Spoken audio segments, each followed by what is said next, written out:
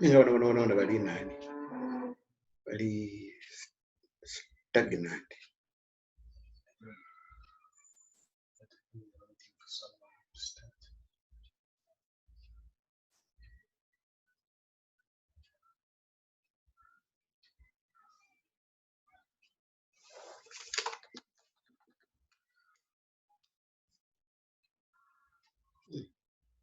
Is that it? It's fine. Everything is fine. It's now in the end.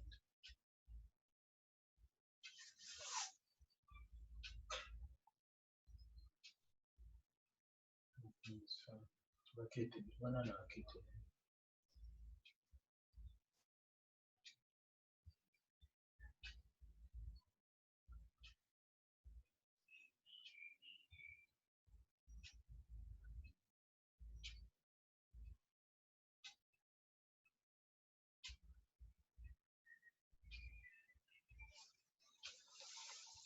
Hey, even the Massimo is the. Oh, ha. Massimo. How are you, gentlemen? Fine, how are you? I'm Dr. Samanya. Okay, nice meeting you, and thanks for inviting me. I'm not the one who invited you. This is Dr. Massimo. Hello?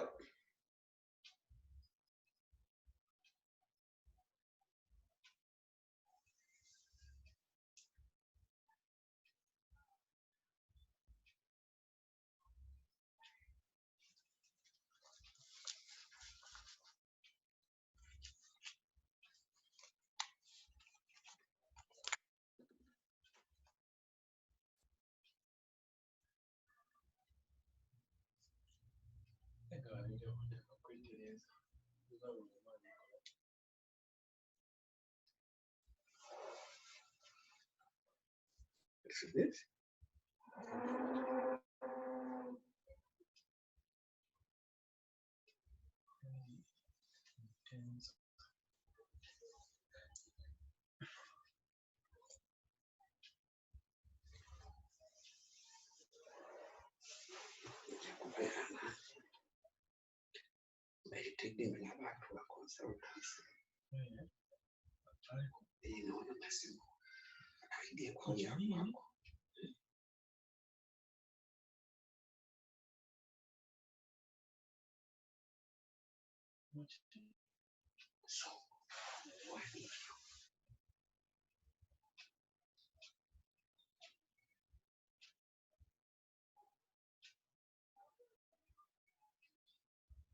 That's okay.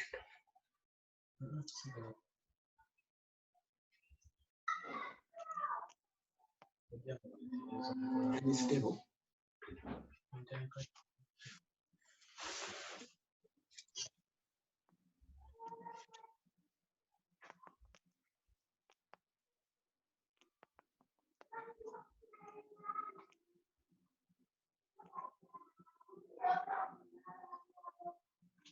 This is my good another. This is my good.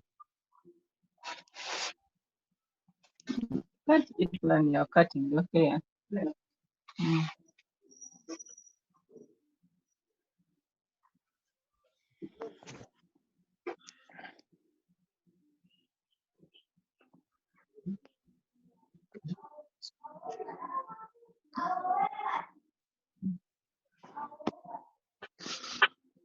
Colleagues, it's exactly 6 o'clock Kampala time. Good evening. My name is Edward Katende. We should be able to start our Zoom meeting. I can see our speaker, Richard Tugume, is in the room. And we need to maximize time. I will ask Mr. Mutenza to kindly help us to mute everybody so that their microphones do not disrupt our speaker. People can only unmute when they have something to say before to ask a question before you speak. That way we can have an orderly evening. We should be probably maximum of 1 hour, but let's see how much Richard has to share with us. Richard is going to share from his personal experience as a livestock investor, but he also has a background in agricultural financing. So he can also, I think, take questions on investment in the agriculture sector. So Richard, the floor is yours. Thank you, Edward. And thanks for the opportunity to share a few ideas today. For the sake of introductions, my full names are Richard Tugume Tuliahikayo. And the basis of my discussion today is going to be informed by both my practical and my professional background. And beginning with the practical side, I was myself born into a cattle farming family, with my father being a vet surgeon. So I grew up on the farm doing so many of these things firsthand. In fact, I claim that a lot of the things I have learned hands-on get me the equivalent of what you would call a vet nurse. And then I actually started my own cattle farming business in 2007. I was privileged to have been given the control and management of what was previously a family farm. It's 134 kilometers from the city in a district called Chankwanzi, and it is 4 square miles big, acquired by the family in 1972, but had been overrun by the several civil wars that the country has had from the 70s to the mid 80s. So I began right from scratch with basic rehabilitation, from bush clearing to fencing, to setting up basic infrastructure like the labor lines and the calf pens and all these kinds of things. And from 2007, I was using the savings from my professional work, which I want to talk very briefly about. I previously I first worked with PricewaterhouseCoopers from university as an external auditor for 3 years. Then joined TechnoServe, an American NGO, as a financial controller for 3 years in Uganda and 3 years in Tanzania, where they had a huge coffee project. And then I did my next 10 years with an impact investment fund based out of the US called Root Capital, and was strictly dealing with agribusiness financing. And after 10 years, I'm now 3 years with another fund called Social Business Foundation, that is an impact investment fund based out of Germany. It does agribusiness financing as well, but in addition to other sectors like water and sanitation, renewable energy, and livelihoods. So on the professional side, I was leveraging my savings from my professional work into my farm work in 2007. And in 2017, 10 years later, on my farming side, I had gotten to a point where I had set up all the requisite infrastructure that I needed. But then I was very short on having enough financing for, loading the livestock numbers that I required to make the infrastructure investment fully utilized and reduce any of the idle capacity that was existing at the time. So what happened was that during those 10 years, in addition to cattle farming, we're doing several other things along the agricultural value chain, things as inclusive as goat farming, sheep farming. We're doing poultry rearing as well. We do things as diverse as rabbits, guinea fowls, turkeys, We also went into the crop farming of crops, including bananas, particularly the plantains, the apple banana, and the cooking bananas. And then also went into some fruit farming with mangoes and oranges, and also did some other slightly more fanciful things like chia growing.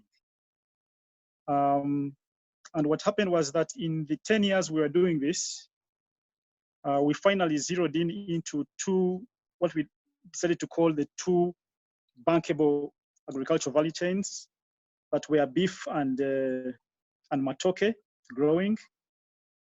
And so specifically about the beef value chain, which we're talking about today, it has become, like the front and center cash cow of our farming enterprise.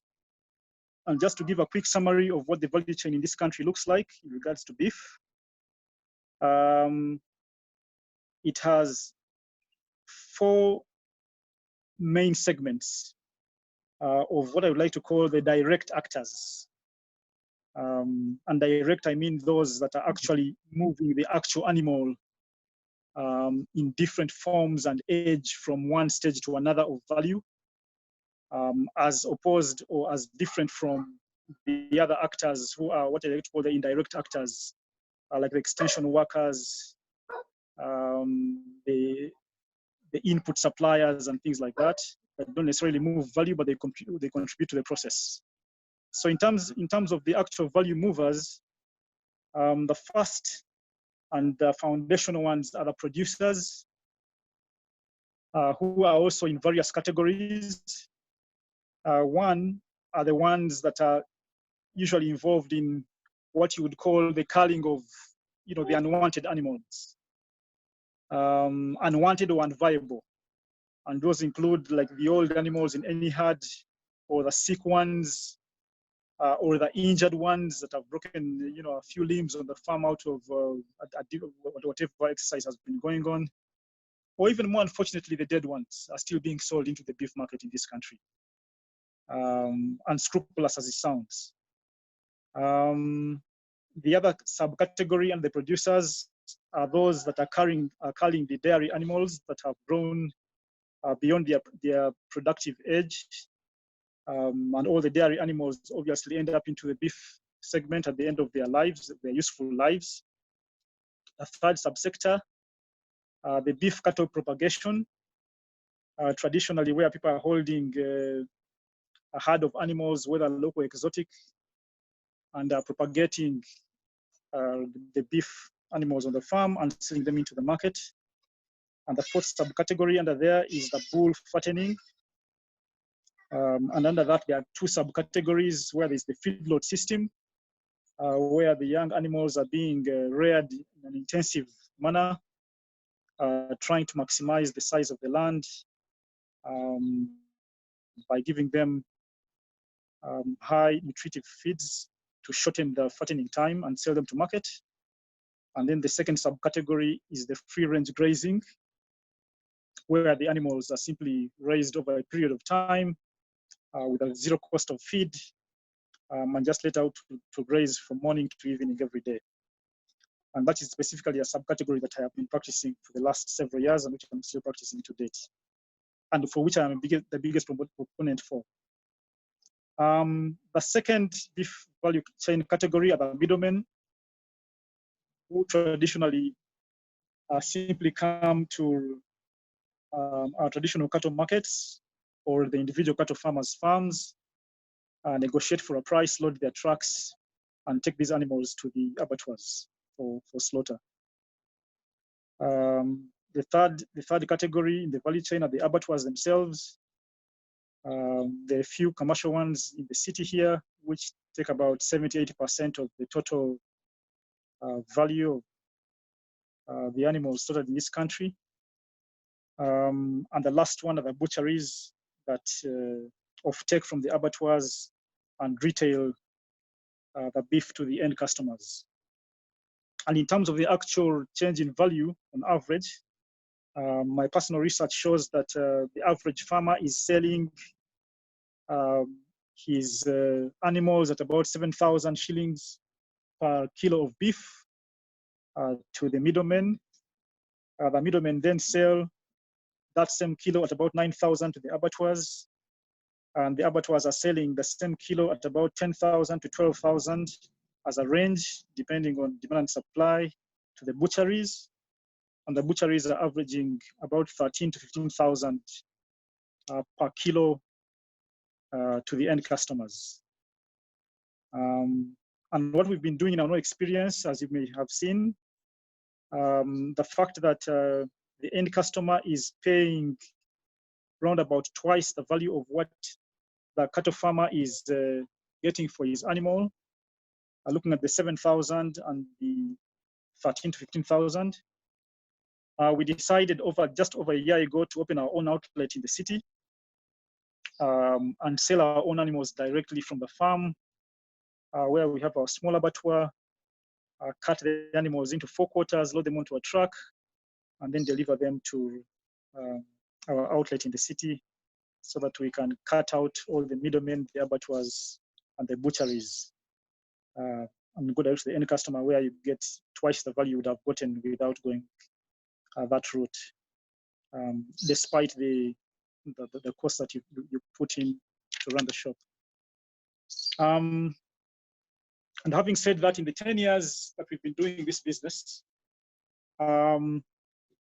we have realized that one of the most profitable ways to do it is when you buy the young bulls that have just been weaned off their mothers at the average age of 5 to 7 months from the traditional cattle markets. We've been buying them at an average cost of 350,000 to 400,000 per head, and that is landed at the farm, with our nearest market being about 14 kilometers from where we are, and the farthest being about 54 kilometers. We raise those animals for 18 months on a free-range system with 0 feed cost. Our figures have shown that we have an annual maintenance cost of 120,000 per head, which includes the cost of the herdsman, the security charge for the security guys we put in every month, the cost of the dewormer, the cost of vaccinations, the cost of treatment, and the cost of dipping, which we do weekly. We also have a cost of insurance, which is about 44,000 per head, insuring each animal at a value of 1 million shillings as the final selling price.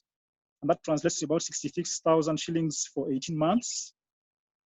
And so we have a total cost from purchase to cost of goods to insurance as well of 646,000 shillings. And taking a final selling value of 1 million shillings, we have a net profit of 354,000 shillings per head, which translates to about 55% profitability per head after 18 months. And so back to my story about the 10 years of farming. By the year 2017, we hit a challenge where we needed extra funds to fully stock the farm and fully utilize the infrastructure that we had put in over the last 10 years. And so we sought to get commercial financing from the traditional lenders who were and what happened was that unfortunately the banks the farmers collateral, and any efforts to convince them to lend against the cattle as the collateral for the loans was unacceptable to them. And so we were forced to innovate and pilot an idea where we would use the cattle as collateral as an initial experiment, and if it worked, to try and scale it up and use it as a countrywide and potentially continent-wide or even global-wide kind of approach. And so what happened was that we sought to set up a venture capital fund that we called Innovation Ventures Fund Limited. We then went on to design a collateral system around cattle, where we went out and approached the Agricultural Insurance Consortium to negotiate an insurance instrument for beef cattle that would cover them against theft, disease, and weather vagaries. And then we would use that insurance policy as collateral for investors that will invest in us Bank of Uganda for years, under this arrangement. And so we went out from individuals and savings clubs, and with the pitch that if you gave us any amount of money that you could afford, ranging from 20 million as for individuals and 50 for institutions, we had a cap of about 500 million as for our first pilot. We would, in return for your money, initially we were giving, in our first round, we were giving an ambitious 30% annual return. for delivery. Gave us. And the collateral was that we would give you an insurance policy for the value of animals for your principal and interest loaded for 18 months up front. And with you as loss payee, meaning that you would be sure that the funds given to us were used for the right purpose. Especially, you know how you like how Jumia is something. I mean, were actually insured. And number three, that in case of the occurrence of any of the insurable risks, you would be the first to be paid even before the investee, who was us, would be paid. And so we went on to raise about 525 million shillings in that first round. That first round expired by the end of early 2019. And we are now in the second round, and most of those investors renewed their investments. And having proven concept on that side, we reduced our interest rate from 30 to 20 per year. And more importantly now, we then decided to set up a national project around that pilot, in which we would convince commercial banks that cattle was a secure enough type of collateral to be used alongside any other traditional collaterals we have in this country, like motor vehicles and land, as long as a few things could be done to improve it and secure it, especially given the fact that it's movable.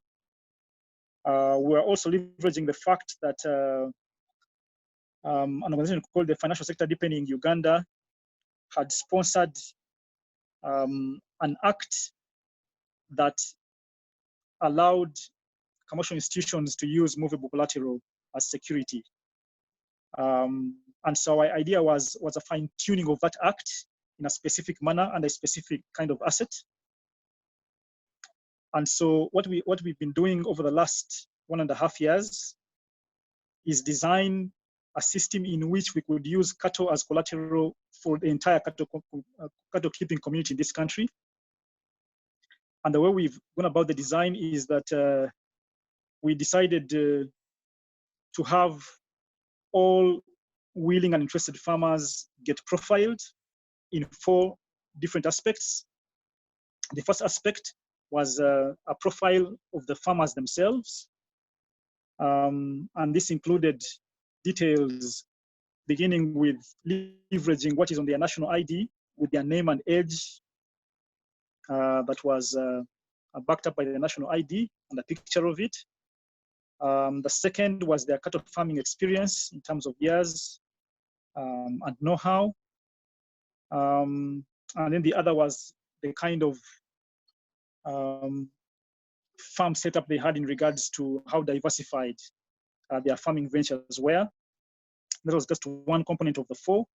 The second one was a profile of the cattle itself, in which this project would be the first project to actually profile animals with the detail, including the weight of the animal itself, the estimated age, the breed of the animal, the peaks of the animal front, hind, and sideways, as well as the color description. And that would form the second component of the profiling. The third component would be about the profile of the farm. That includes the size, the location, the GPS coordinates, and the distance from the city.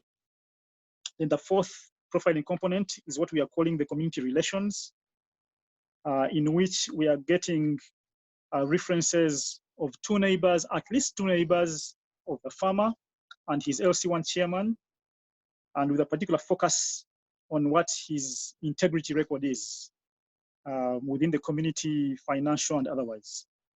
And then based on that profiling, we would use that information to bring on the insurance component leveraged by the Agricultural Insurance Consortium, and we'll be insuring these animals against disease, theft, and weather vagaries. We would then also get a unique identifier code for each animal that would be a number on the ear tag that is unique to that animal and would be the only number it would that animal would have in the entire country. Then the other component we'll be leveraging on that is the valuation. And our valuation of these animals is simply going to be based conservatively on the estimated carcass weight that would be again derived from the live weight that we would have taken from the profiling exercise. And then all that data will be synthesized into a summary document per animal, which would then form what would be the title, akin to a land title or a motor vehicle registration book. And that would be stored digitally on a digital platform that will be held by Innovation Ventures Fund. And then the hard copies will be kept by the farmers themselves as a recognition of ownership that can be transferred, that can be mortgaged, and that can be sold in any medium of exchange. Alongside that securitization, we also innovated to put in a second component of the commodity exchange. So we are on course to set up the first cattle commodity exchange, again leveraging the same profiling. And in that commodity exchange, the titles of those animals kept by the farmers, again, will be the basis upon which any exchange on the digital platform could be done. And what would typically happen is that the farmers would be using their basic non-smartphones with a platform that will be having a USSD code, akin to the mobile money system. And we shall be also leveraging the mobile money experience in this country, in which even the illiterate and the semi-literate people in this country have been able to use it. And so what would typically happen is that once a profiled farmer has received his titles, he will have two options. One is send a code to the platform as to whether he wants to leverage his title for financing, or whether he wants to use his title as a basis for selling his animal on the exchange. And in the case of the securitization, what would happen is that the title would have a value that was already given during the profiling system. And we've already talked to some of the commercial banks, the leading one of which is Bank of Africa, that is going to be in this pilot phase. And will be maximum of 50% of value against these titles. And so once the IVF platform receives a message from these farmers to leverage their titles for collateral, the bill will be pushed on to the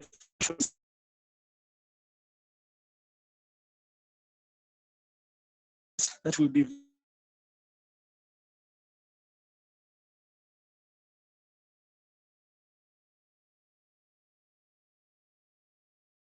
data itself, because it's one of their stay for themselves.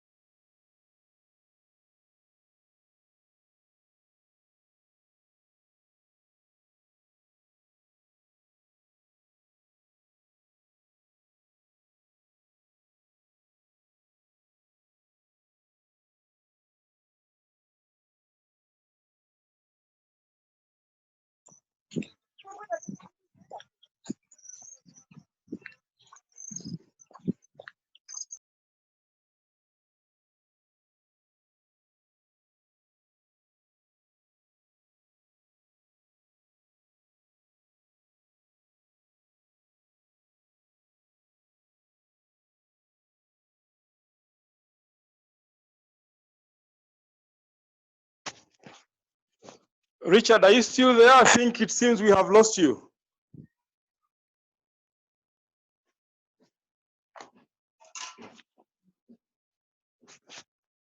Yes, I think we've lost Richard. Edward? Hello? That Yeah, good? it seems we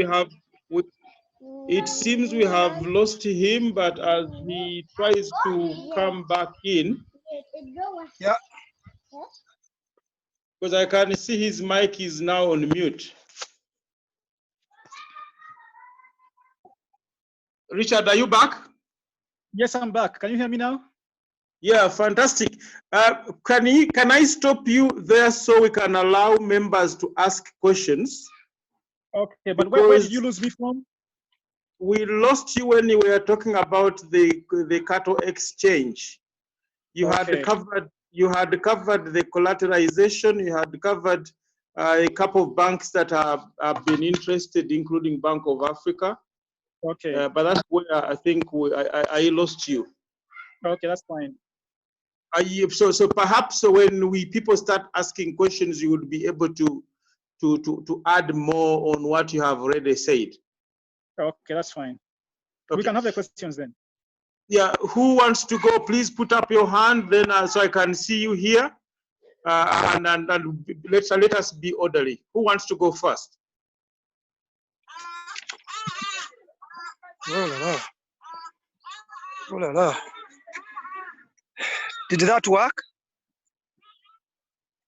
I cannot see a hand, but Yeah. no, put up your hand on Zoom, not physically. Stop that. Chairman George, since you have already made your intentions clear, please go first. Yes. Good evening, everyone, and thank you very much, Richard, for that elaborate explanation. My name is George Mtabazi. I'm the district chairperson of Ruwengo, but I'm also a farmer, and I have tried this kind of beef and the fattening program, and Yes. I like a few other people who have done so. It's actually you who has taken to another level, whereby you are organized to that level, but there are several people that I have known who are doing the same business, and they are locally doing it. There's another gentleman called Tefro, and he's been doing it in Buyaga, which is the Untitled district. Some other two people, one is called Mr. Dumba. He has a team in Sembabure.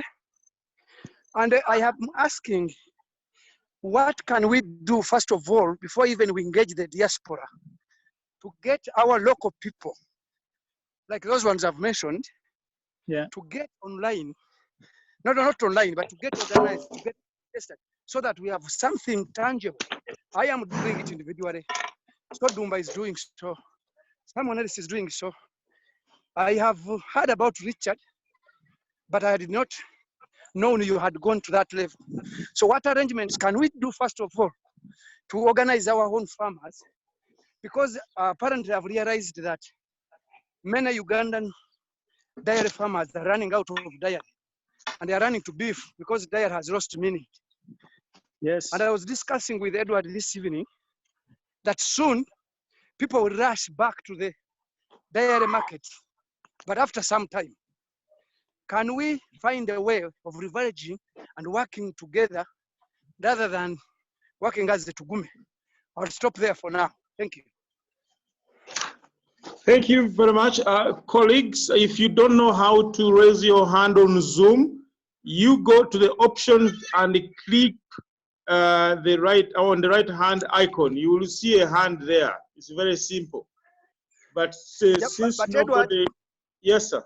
Edward, can we ask people to switch off their video, because then the network will be messed up? Okay. You see, colleagues in the Western world, in your side, broadband is faster than ours. So I think when you switch off...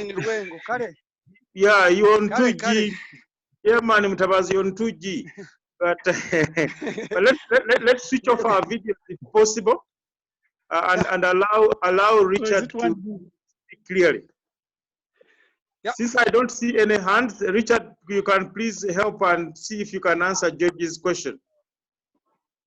Okay, fine. Thank you, George, for the question. I actually also have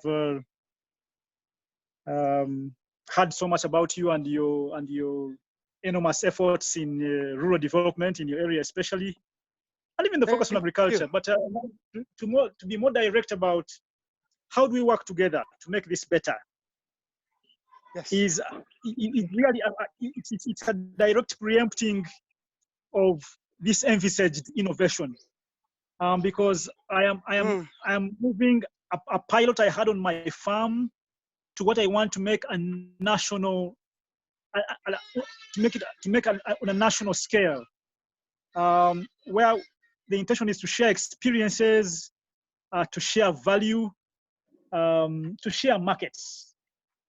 And what I have said, in fact, I want to give just a sneak peek of what has been the loss over the years, loss in terms of what has been locked out of the financial system through the non-securitization of cattle. I did a basic research of what kind of numbers, however rough, of heads of cattle we have in this country. And the most recent report of a census I got a hold of was one done in 2009 that said we have about 11.4 million cattle in this country. And this is about 11 years ago. And experience and history will tell us that it would mean that the number of animals we have this 11 years later is obviously higher than it was 11 years ago. But for conservative purposes, just to give an example of, or just to give the calculation even more meaning, I took a rough, rounded estimate of 10 million heads, and gave each head a value of 1 million shillings. Again, conservative, because you and me who has been cattle, you know that there are several animals that cross that threshold. But give or take, some will be young, some will be old, some will be big, some will be small. Give it 1 million shillings of value. You're talking about 1 million times 10 million being 10 trillion shillings. 10 trillion shillings of value that have been locked out of the financial system in regards to what can be leveraged for collateral, what could be used to expand our farms, without worrying about land that is even more complicated, because you have areas in this country, for example, the north and the east, that are holding communal land ownership that is not even titled, and therefore can't even leverage their land for collateral that even the banks require. You have cases of the female gender and the land inheritance practices that are unfortunate, that most of their parents wouldn't give them land to inherit. And therefore, even if they had cattle, they are unable to access finance because they never have land. They would have the land on family land that they can't leverage for collateral. And so you have a lot of these many things that would be resolved by this innovation. But in regards to working together more specifically now, begins with information sharing so that we can come to the same page and sing the same song. And then use the power of our numbers to drive and pull in the same direction. And I think this is one of the opportunities to demonstrate that ability, knowing what kind of value we are dealing with and what kind of success we could achieve by just this small change in how we do business in this country. This is just one small subsector of agriculture. Yeah, I know, Richard, there are two things I wanted to touch. You have talked about the issue of collateralization. I think what I wanted members to appreciate is that microfinance and a few financial institutions for a while were taking movable security, movable collateral as security. But there was no law.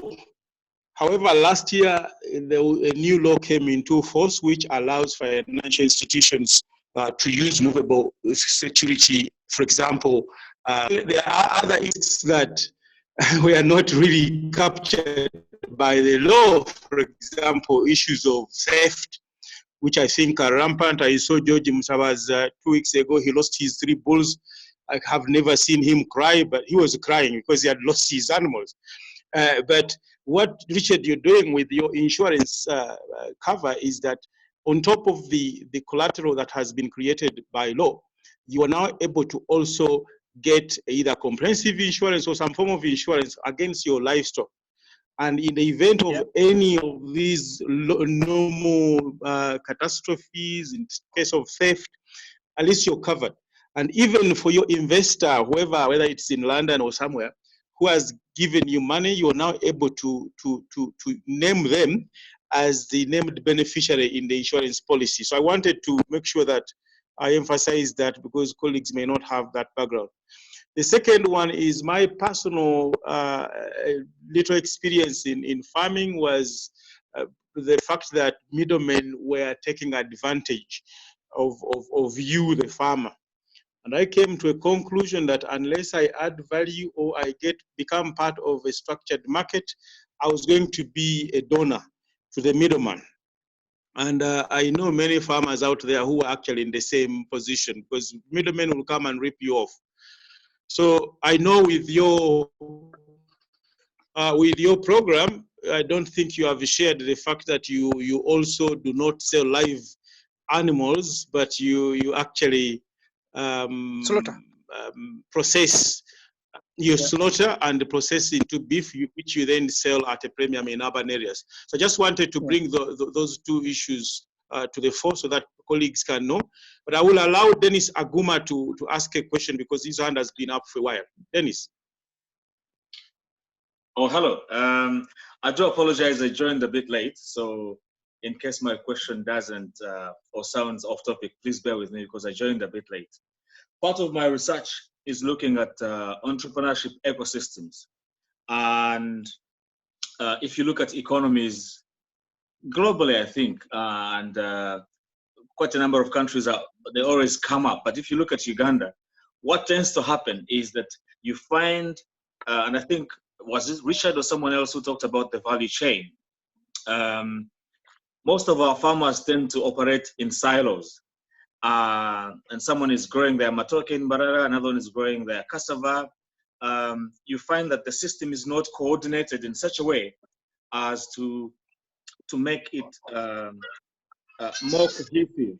And when you look at an ecosystem approach, you're talking about individuals that are dealing with, from the policy side of things, you're talking about government, you're talking about government, the finance sector and how that money can be channeled. You're talking about the market itself, who is buying our products, what kind of products do we need to put onto the market, what's the demand, right now? What will be the demand next year? You're talking about support systems in terms of the infrastructure and maybe other organizations.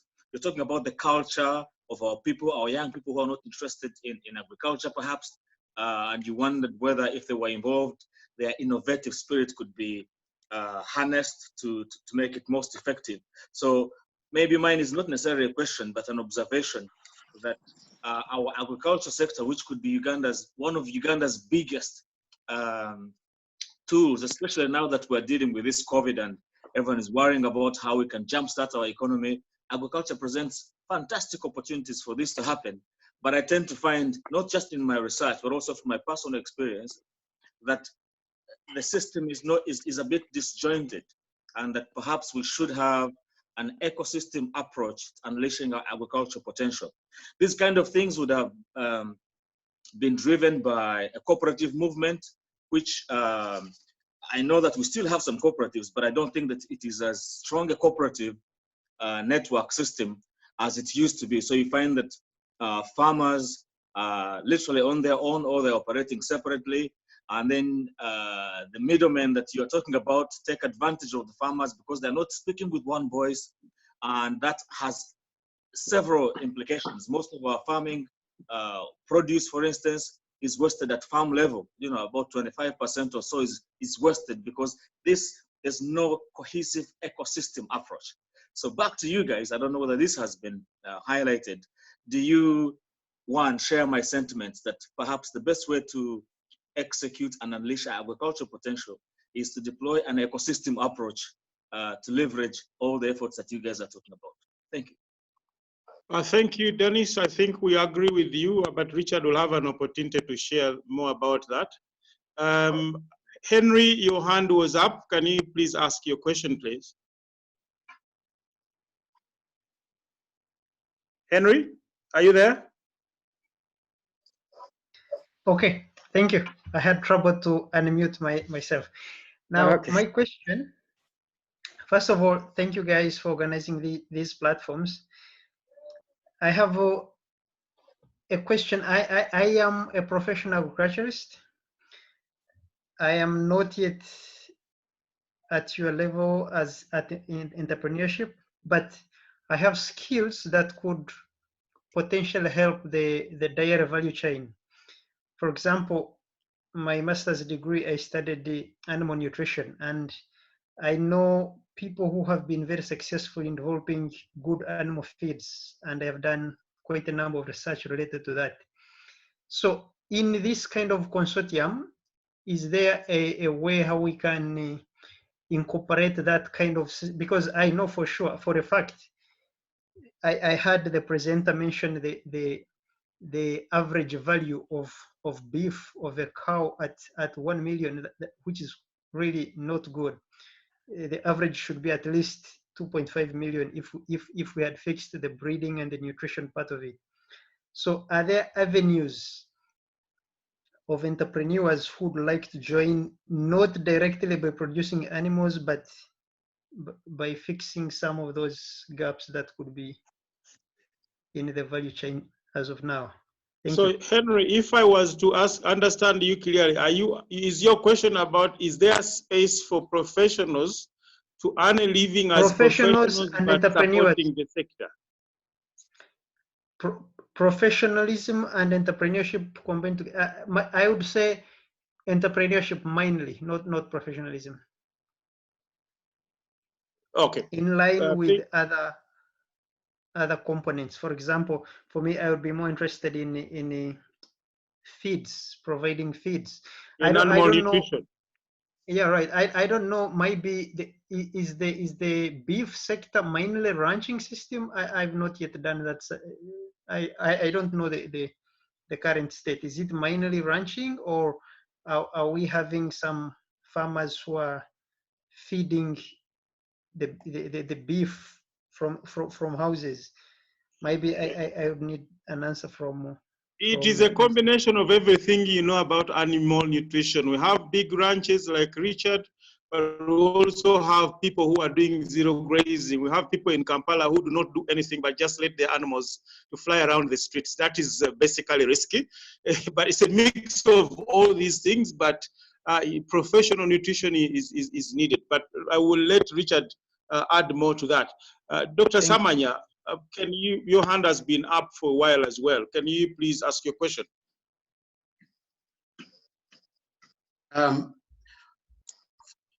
First of all, thank you very much. Am I audible? Yes, we can hear you, sir. Yes, my name is Samanya, doctor. I have been in the public sector for about 30 years. I'm now retired and I'm a consultant. My interest, first of all, I thank the organizers for this discussion because among other things, I have been identified as to be part of a team of consultants who are working with the Ministry of Agriculture, Animals and Fisheries to develop a national beef investment plan. So that's the main reason that drove me to participate. Now, I thank Richard for the good background, especially from 2 points of view, one as a farmer, but also a person in the financial sector. Now, two questions which I require Richard to talk more, or any other person. One of the constraints farmers have been talking about is access to affordable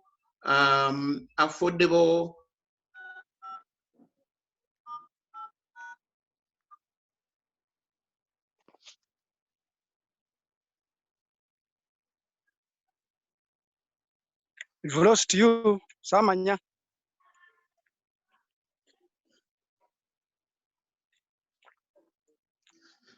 I think we have lost him. We will get him back when he's back. Dr. Samanya, are you back? Yes, I am. Sorry, we lost you. You were asking a question about affordable finance. That's where we ended. Yes, that's what I'm saying, that one of the constraints most farmers have talked about is the access to affordable finance. And I like Richard's story of access to finance.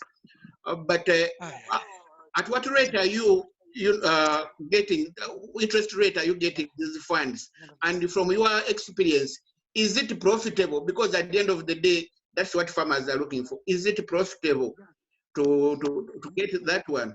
Secondly, I was also interested in the type of animals you was talking about.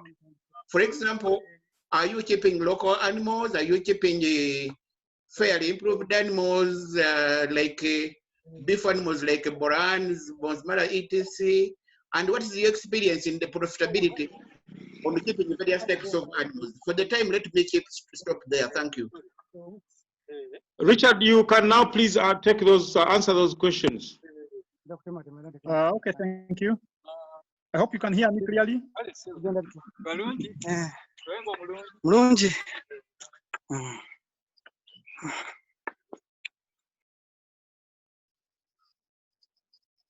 Hello, Edward, you can hear me clearly now?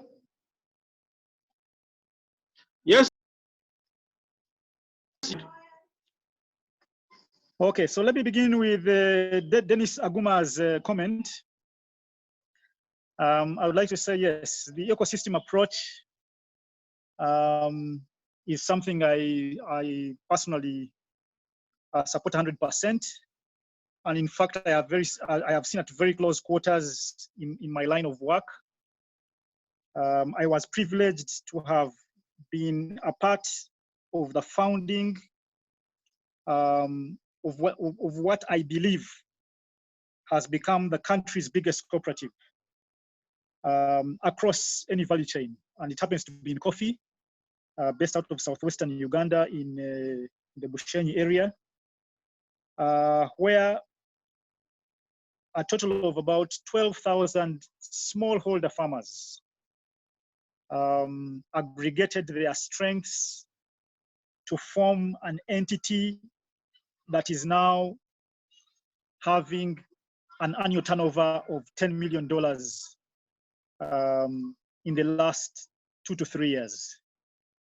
So yes, I have witnessed and been a part of what, you know, the power of an ecosystem approach can do. And as you rightly said, it is best manifested in a cooperative kind of model. Yes, and as you know, the cooperatives in this country have not been very vibrant, and the rebirth is only just beginning to start. But it's something that is at the core of this innovation we are trying to push. I also must say that as part of this innovation, we are going to be working very closely with players like MAIF, Uganda AgriBusiness Alliance, the Uganda Meat Producers Cooperative Union, all of which are bodies meant to, you know, solidify the ecosystem that should see us achieve the results that we are striving to get. In regards to Henry's question about animal nutrition and where there is room for experts like those in the model, I must say, based on my experience in terms of what the current national beef market can offer in terms of value, I have come to the conclusion that the beef market here has not yet gotten to a point where it can pay for the extra feeding of the animals, especially the feedlot system. And until we can break into the export market for beef that will be able to pay much higher value than what the local market can pay, there is not much room for feedlotting and the whole supplementary feeding of the beef animals. There will be room for that on the dairy side. That's if we didn't have the price crisis that we are facing in recent months, where milk prices have plummeted to as low as 200 shillings in some production areas. But once that stabilizes, there's more room for that in the dairy side.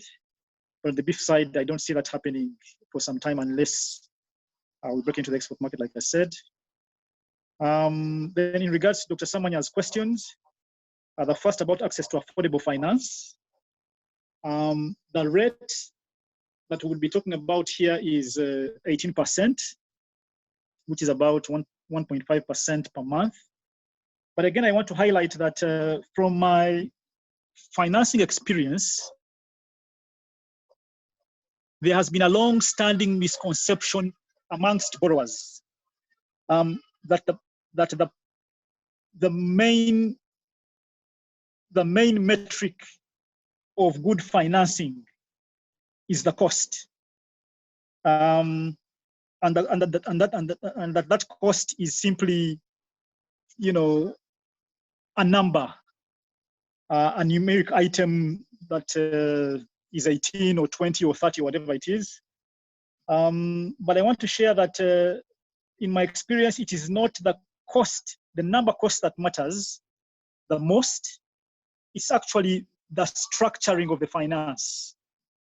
And that structuring has two sides to it. It is a structure in regards to when and how do you receive the money that has been given to you. And number two is how and when do you pay it back.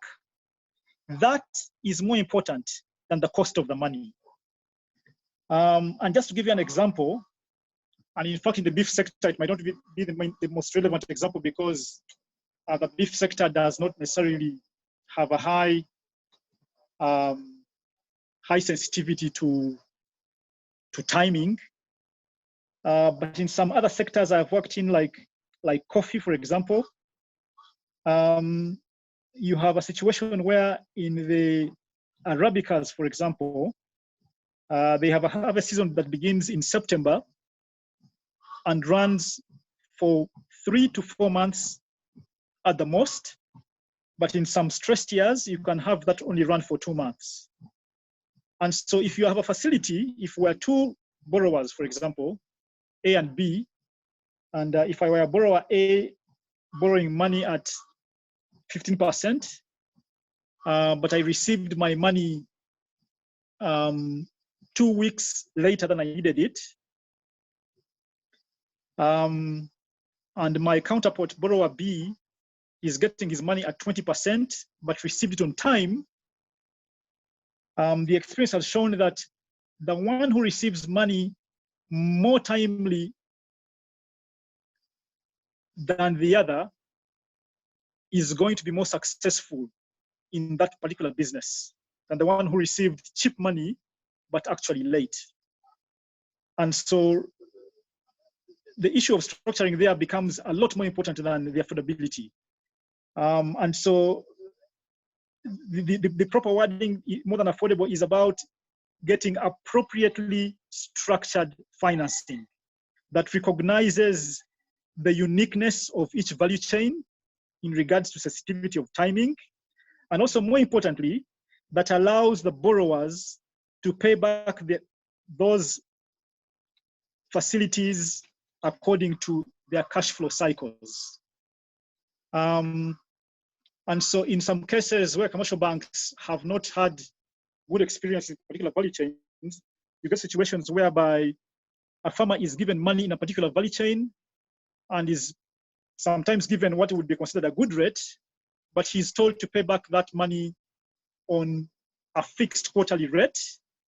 And some of those quarterly payments will fall in times when, according to his cash cycle, he will not have the ability to pay back that money, simply because it is tied into stock or tied into receivables, and would be unlocked maybe in the next quarter, but the structure demands that he should pay it now. And is either forced to borrow more money that is more expensive to meet his quarterly payment, or default and be charged, penalty interest. So yes, we will not just be offering affordable finance, but offering more appropriately structured finance that is even more important than the affordability of the finance itself. On the second question on the type of cattle, again, based on my experience in regards to how do you set up a business at scale in a very simplified manner, we personally have no preference or rigidity in regards to the known well-proven beef animals like the Bonsmaras and the Borans.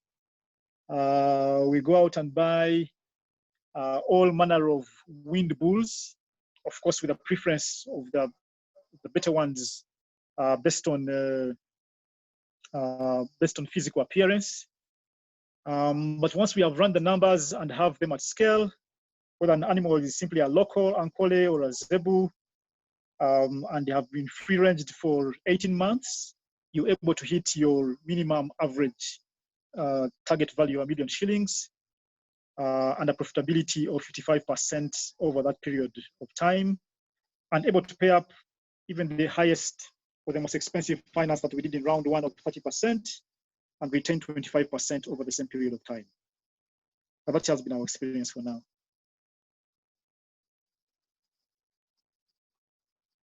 Thank you, Richard. I'm seeing a hand. Henry, did you forget your hand up, or you still have another question?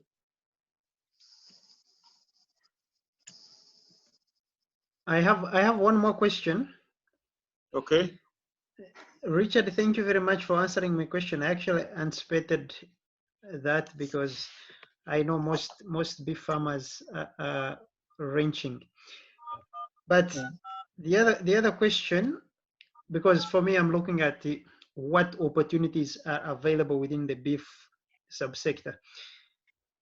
If you are slaughtering by yourself and you have maybe a big abattoir, I would imagine, are there other avenues of entrepreneurship like processing byproducts within that you are not yet probably dealing with?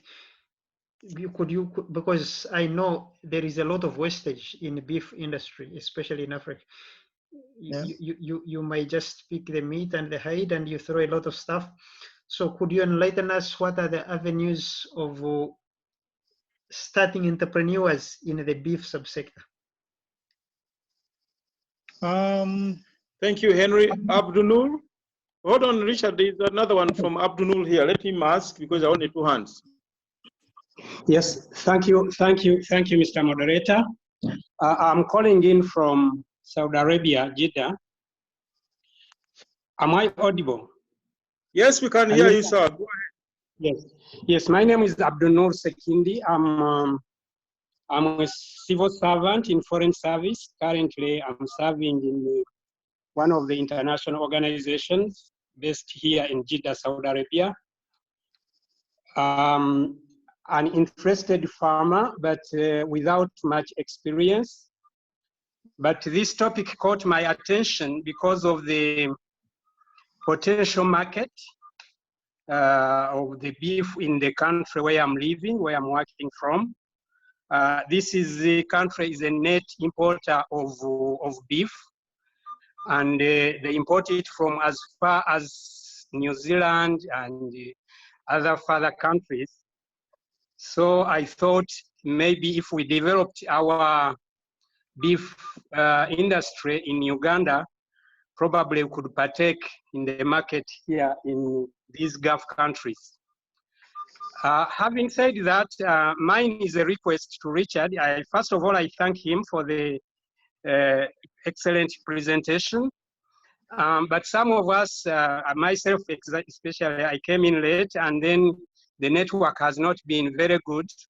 So I'm wondering if it is possible for Richard to make that presentation kind of writing, if it is there in writing, and if he could share it, then we can share our emails and maybe give us that presentation so that we can read it and internalize it very well. Otherwise, I thank you all for organizing this meeting. Thank you. Over to you, Mr. Chairman. Thank you. I have seen Dr. Samanya's hand has come up again. Dr. Samanya, a quick one, please. Thank you very much once again. I'm sorry to come back, but because the topic is very interesting, and I'm following up on what our colleague has just said. Richard, you said you cannot go in for other technologies like Henry talked about improved animal feeding because in your judgment, it may not pay to put in more by you engaging on those technologies. So then comes the suggestion that if we can access other markets in addition to our internal markets, if we can access export markets like we have had there's some opportunity in the Middle East and the others. So what do you, from your experience and combined with what our colleague has just said, why aren't we accessing those markets? Because we have always thought that we could access those markets. Why do you think we are not accessing those markets? And any other contributor anyway? Richard, you can have a go at those 3 questions, please. Okay, thank you. Let me answer the first of the new 3 questions. Was the issue of what do I see as the additional opportunities in the beef sector for other entrepreneurs? And the person asking had a major focus or give an example of the wastage of the byproducts in the process. Yes, and I must say it's one of the sad realities of this sector that even things like things of what we think like the hides and skins are still not having a viable market outlet in this country. And I'll tell you that even for now, all the animals we've been slaughtering under this arrangement, all our hides have been going to waste. Why the hide market itself is not well defined by particular off-takers that you would actually have a discussion with and say, you know, take so many hides in such a frequency of time. Number two, the pricing is either very ad hoc or not worth the effort of getting yourself involved in even moving your hide to wherever it's going to be bought. So in the grand scheme of things, we found that actually disposing of the hide saves you all the headache of that unstructured kind of market for it in the first place. And that's before you begin getting into things like the horns, for example, that have no structured market at all, and all these kinds of things. So yes, there's an opportunity there, but you need to be building something from complete scratch. And you would have to have perhaps an export market of some kind that would appreciate these kinds of things better than our internal market here. The other opportunities I see, and particularly from the diaspora, for example, is in this innovation we are setting up of the securitization and commodity exchange. Individuals, there will be room for individuals to participate in a crowdfunding mechanism, where if there was a call for investment into a particular farmer based on, you know, a number of profiled titles, individuals would be part of those that could fill that financing gap at a fixed return as one of the investment arrangements that will be professionalized around this idea. The second one is that diaspora people could also participate as cattle buyers on the exchange, be it for stocking their own farms, whether existent or starting, or even buying the animals for a particular purpose, like a specific function. If for example, you're holding a Kwanjula or something like that, and you need to buy animals for bride price or things like those, you could go on the exchange and buy them in the comfort of your office or house, whether you're in Australia or the US or Thailand or Japan, or wherever it is, where you'll be sure of the breed of the animal you're buying, the age, the weight, the appearance and things like that. And we also have another idea where diaspora people could have an arrangement with the Innovation Veterans Fund to either get consultancy services to set up their own farms, or actually get physical or get paid services to physically set up their farms, either the paddocking or fencing or particular infrastructure, or even the stocking and periodic supervision, depending on the arrangement and capacity of each investor and the time they have to get involved. So those would be extra opportunities that would be unfolding from this idea, especially for those in the diaspora. In regards to the question by the gentleman from Saudi Arabia, the idea of, he raised the idea of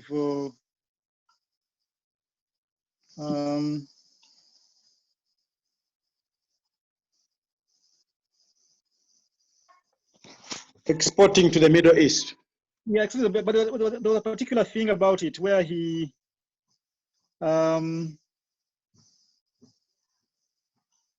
what specifically was the issue about exporting the Middle East? Oh, he's just wondering. He's been there as a professional. He sees the opportunities there. There is a big market for beef, but Uganda is not tapping into that market. And he's asking whether it's possible or why. And then he says that he would want me to share the presentation or Yes. a summary of it. so we could exchange ideas and see. But this talk is recorded, so we are able to offer to share the recording. Yeah, that is true. That is true. Yeah, so that will come through in that sense. But yes, and I must say that personally, I have made some efforts to break into the export market both for Europe and the Middle East. And also it informs the next question. It preempts the next question from Dr. Samanya about what has been the challenges or the hindrances, to be more specific, about breaking into those markets. And I must say it is nothing other than the two things. One are the quality specs, and number two, the volumes. The volumes required to make it viable and worthwhile for the orders, and also the frequency, the consistency, and the uniformity of production. Because these guys will tell you we want an order of 50, 80, 100 metric tons of beef of this specific kind of quality, and the quality here we're talking about drug residual levels, we're talking about moisture content, you're talking about level of freshness and all these kinds of things. And then they'll want that consignment delivered once every week or fortnight. And so yes, it becomes a very difficult thing to achieve. I think what we need to work around is if we can get to a point where we could negotiate with much smaller off-takers that are also, less stringent, and even get to a point where we can have someone come down to origin from those buying countries, wherever they may be, Saudi Arabia being one case. So if Abdunur could help us, link us to a particular buyer who has the foresight to invest in getting a technical person on the ground, come to some of our farms, sample some of our animals, and then work from the production base to build a profile of what kind of products they need. And then we begin with the small quantities, go to medium scale, and then to large scale over an agreeable and feasible period of time. Then it is something we could break into. And once we get the value of what the export market can then pay, then we can work backwards to begin being able to afford the feedlot systems, which could bring down the 18 months to 12 months to 8 months to 6 months, and also be able to afford more value chain experts like the nutritionists that Henry was talking about. That is how I would be looking at it.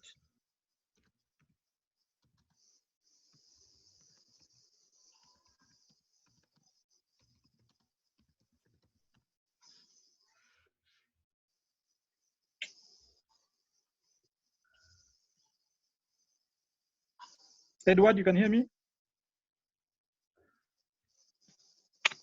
Yes, Richard, I can hear you, but you went quiet for a few seconds.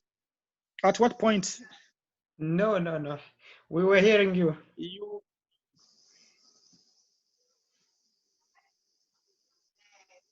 Because I finished by answering Dr. But have you answered? You haven't. I think you don't. Yeah, I think you have mixed Dr. Samanya's response to Samanya's question with Abdunur's question. No, I did because they were related. They are related because Dr. Samanya's was what were the hindrances for breaking into the export market, which is what I talked about. Yeah. But I think for the benefit of everybody, as a person who has been at Richard's place, I can attest to the difference between him and many beef farmers or dairy farmers I see in the country. in terms of cost management, because they can spend on any breed, they can spend on exciting technologies, but without looking at the bottom line. And at the end, it does not yet to touch on briefly is the and to ensure, because at the end of the day, the market is going to offer a premium for quality, with a few exceptions, but even if it's there, it's not going to be huge. So which means somebody has to manage their costs as much as possible until the market, of course, responds in the future. So I want you to spend a few, well, maybe a minute or so, speaking to that, because I've been impressed with your cost management techniques. Okay, thank you, Edward.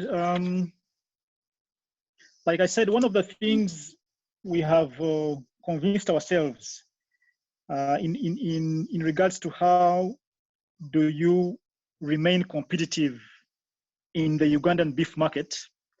And like I said, number one, and even just to add, is that the beef market in Uganda itself has not gotten to a point where there is sufficient, and I won't call it sufficient because there is a little, there is, but it is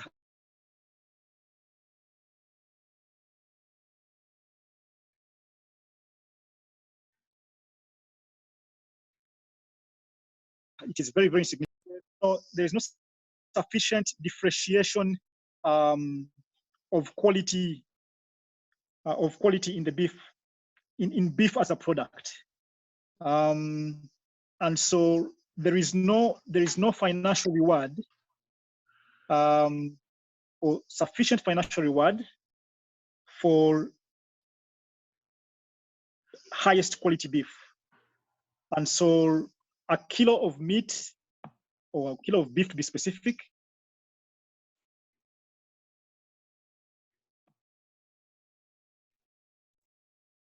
and regulation is still very poor in regards to what actually comes onto the market.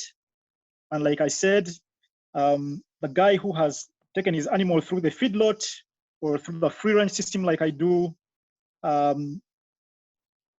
gets his meat onto the final retail weighing scale in the same way that he's going to compete with the animal that lived its full 8-10 years of productive dairy life, the animal that died of disease in whatever farming place in this country, or the animal that got injured at the farm and could not be treated to full fitness.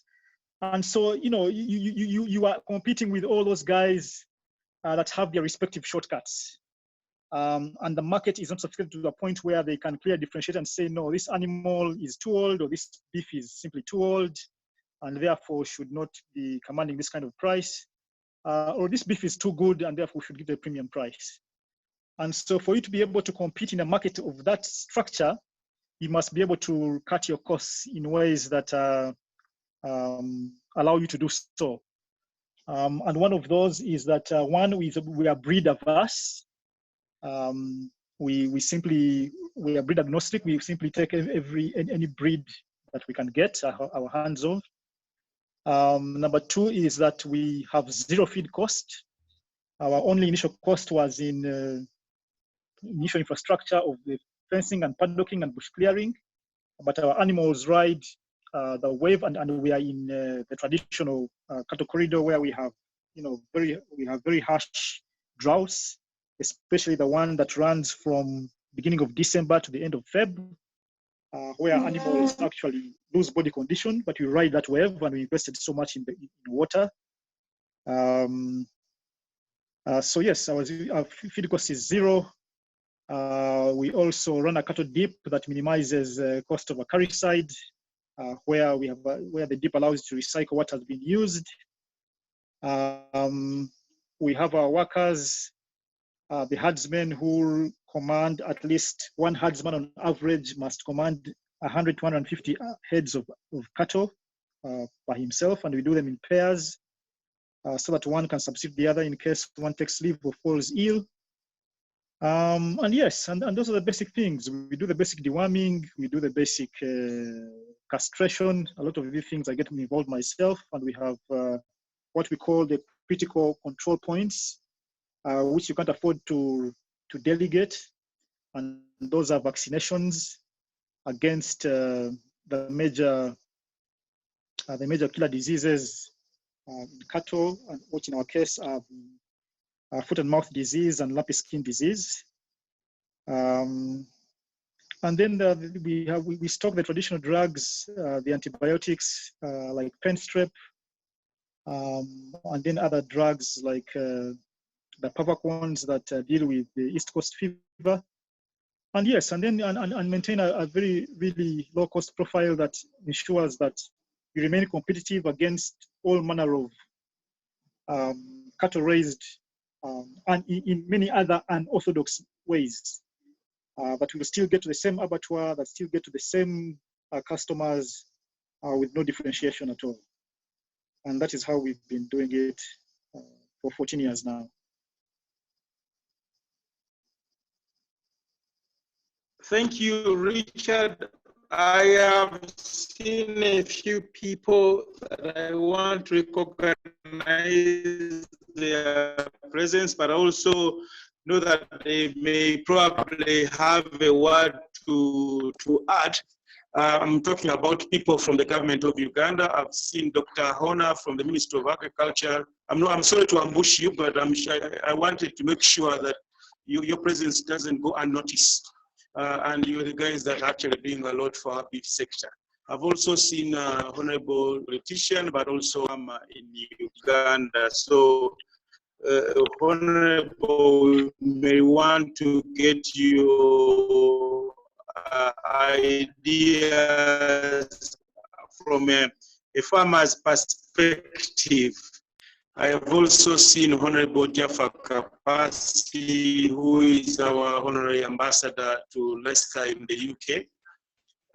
Being in Europe, probably UK, probably that's actually a great thing. We saw at the last Prime Minister for Uganda, and know whether Jaffa, if there's anything that you want to say about that, or any opportunities that you guys see in Leicester or Europe. I mean UK in general. So either you, Jaffa, or Honorable Namayanja, or Dr. Hona, please share whatever you want to share before we close.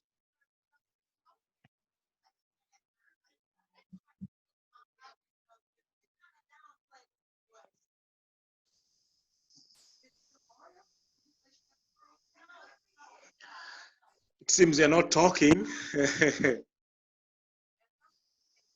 Yeah, Richard, there was a question about microfinance in the country, whether even with the laws and regulations on movable collateral, whether the microfinance institutions can still accept livestock as collateral.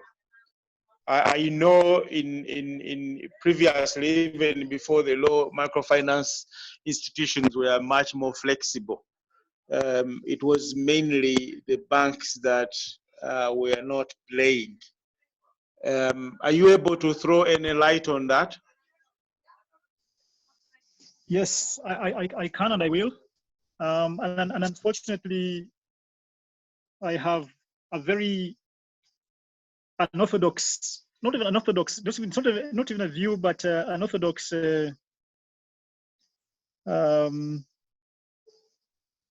report to give on microfinance in regards to this particular aspect. And while I was doing the comparative research on competition for what this idea brings, especially on the securitization side of things, we actually found out that a lot of the microfinance institutions have been lending against cattle as collateral in a very, very informal manner. And unfortunately, what they have been doing is that because for them, they are very close to the farmers on the ground, and they're talking about, you know, a microfinance institution that is very, very close to the locality of the farmer, they actually use their monitoring systems to ensure that the information they are getting is credible. And because they also have their local networks and ways of enforcement in case of default, they actually take cattle as collateral informally without any of these things like insurance and titles and all these things. But on the back end, what they do is that they still tell the same farmer and say, look here, your collateral is very risky because it could die anytime, it could be moved any day. And so hence, we will charge you a relatively higher interest rate. And by higher, I'm talking about anywhere between in which the SACCO, the farmer is not a member of the SACCO. And for those where he's a member, you find them getting a little lower to 3. But what they have done successfully is that one, they have been able to convince the farmer that they're doing them a very big favor to take that collateral, and that favor therefore needs to be paid for. And number 2, they have also disguised what would have been an astronomically high figure to break it down and be disclosed as an interest rate per month. So if you look at the figure 5, in absolute terms, it looks small. And of course, the rate is 5 per month. But it is because they are not saying it's actually 60% per year, which would be ridiculous because, I mean, people in this country keep saying that our commercial banks rates are very high at, 24, 22, blah, blah, blah. And so no one would ever think that anyone could pay a rate of 60% per year. But that is what the farmers are paying in many of these microfinance institutions. But yes, they are paying it because they have been convinced that they're being done a favor. And also they have been kind of blinded by the fact that it has been made a monthly rate rather than an annual rate. So yes, the straight answer is microfinance institutions have been doing it, but they have been doing it more in an exploitative manner, more than a helpful manner.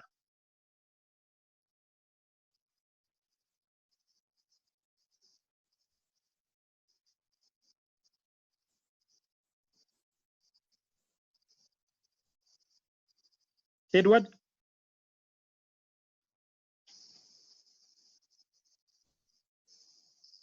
Hello, Hello, Edward. it's Namayanja.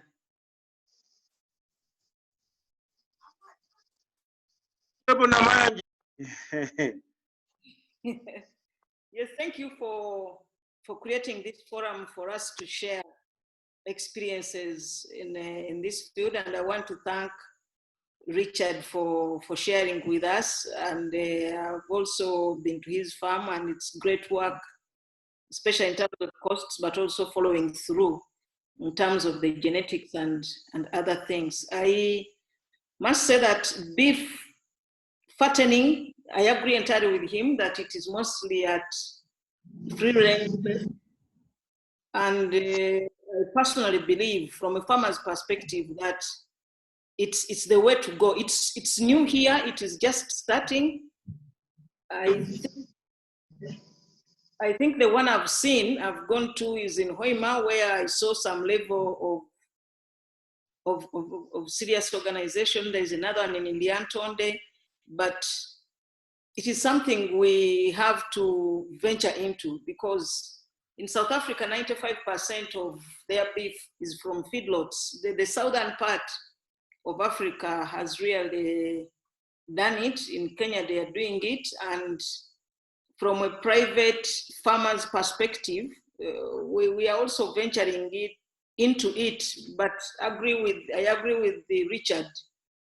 The problem is we all go to the same market, and this business of just looking at a bull and you wait, just using eyes, and somebody just takes it and that kind of stuff is still rudimentary in a way, but we must push as farmers to start it and then begin understanding the dynamics. Though on the other hand, government through Makerere University, the private sector foundation, the beef farmers cooperative, through European Union has also come in, and for the first time, even government is trying to support, support the farmers that are into it. But the biggest problem with it is because if you are into what you would want is, does this animal put on this kind of breed or the other one? Now in our country, the breeds, it's difficult. When somebody tells you this is a Boran, you are not so sure that it's a Boran, or there is a mixture of breeds. And so I think we are just starting at a trial level. That's my personal perspective, and is at least helping us to do the research with Makerere University and the private sector. Maybe we shall move some mileage because you'll have some information to rely on. But most importantly to me, it's the marketing part of it and the genetics. That will be buttressed by the management at the various farms. But I believe it is something that we must go into and break and access those markets, because the markets we are looking at, they have their standards that some of our cows or bulls may not meet, and it's basically it's a new thing, but it is something that we must venture into and see how we move. If others can do it, I am confident that we can also do it. Yeah, Honorable and Richard, I know, yes, we have touched genetics as an example, but I've seen, for example, in the dairy sector, a few farmers working with pearl dairy, just dealing with nutrition and water have been able to double their yields. Is this feasible? Is this possible with a beef cow? Because genetics will take us 10 years or more. Yeah, that's what we've got to start with as we start the process, because like for dairy to reach there, remember where we started from, just the concept of zero grazing was also new to many farmers, but we had to start somewhere.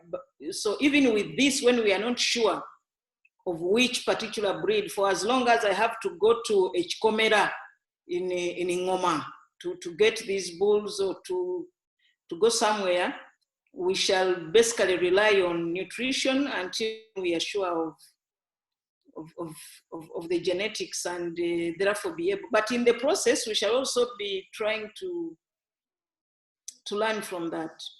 Richard is more conversant with these processes. He can really add on. Richard, do you have something to add on to that?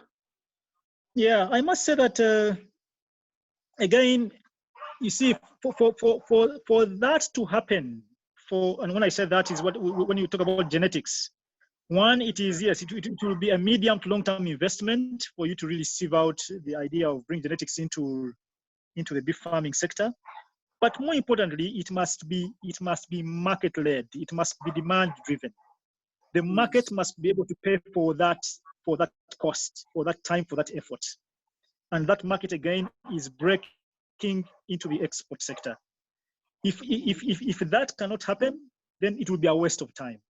It will be a waste of time because the Ugandan market will not have a differentiation. It will not be able to pay value for that effort. So again, it's about still on the point of exports, Richard and Honorable Namanja, we have seen a lot of investment, let's say a lot of effort to woo international investors in, for example, the processing side.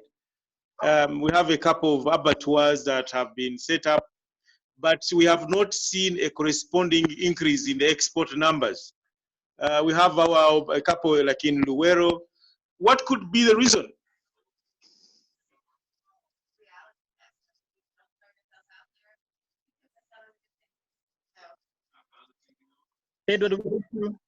Hello? I think I had lost you. I was saying that we have seen some good investment in abattoirs, for example. but we're not Yeah. seeing a corresponding increase in the export value for beef. Yeah. Do you know what the problem could be? Is abattoir still, are these abattoirs still a good business? Could the problem be on the production side? Where could be the problem? Because we are talking about exports now. What I heard about, for instance, the Egypt-Uganda abattoir in Bombo, yeah, is that the quality of beef that is coming from our side, because for us, the beef we know is we shall prepare our luombo and you put it there for how many hours the luombo will be on fire. But these guys are eating steak, and that I am told the cow moves 15,000 kilometers from the day it is born to the day it goes to our local abattoirs here. So the meat, what I was told is that the export meat is supposed to be tender, because these guys are eating steak, tells you 5 minutes, you turn and whatever. And that when they compared with our beef here, it was not as tender as they had wanted it. That's what I heard informally, but I don't know the official position as of now. Okay. Yeah, allow me to take a question from David Land. David, please go ahead with your question. I've seen your hand up. Hi. Yeah, this is an interesting point, and I think that your talk of exporting to the Middle East or Europe or wherever, do you think that there's a problem with traceability in the system in Uganda? The fact that you've already mentioned that the history of all of the animals in the supply chain up to the point that they reach the abattoir is something of a mystery, you know. So do you think that having better traceability and an understanding of the origin and the history of those animals, would that increase the value of the product for the export market, do you think? I think so. I will just share with you my experience in poultry. In poultry, we know the method that we use every day, and at one time I heard that even the UN people here and others, that we import eggs, and I'm into egg production and that kind of stuff. So we tried to engage the people who supply UN, and the standards that they gave us, it must be certified, the food safety systems or the biosecurity systems and that kind of stuff must be, you must have certification, and the minimum for Africa is HACCP, which is a standard, it's now 2017. And if you don't have that HACCP, these guys come and even tell you that the eggs we must take must be of 58 to 60 grams.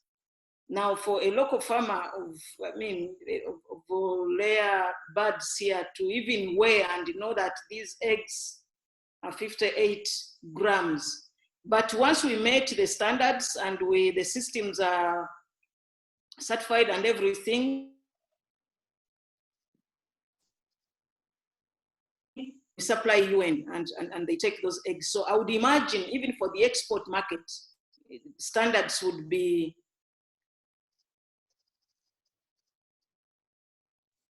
detail. You talked about traceability. It's very key in export markets. Mm-hmm. Yeah, that certainly seems to ring true. I know that there's been a lot of work happen in India in developing similar sort of ecosystems for traceability and things like that for export goods.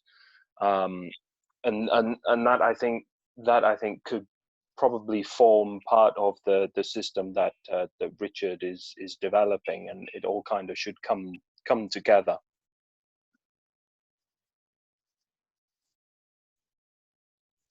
Yeah, I think so.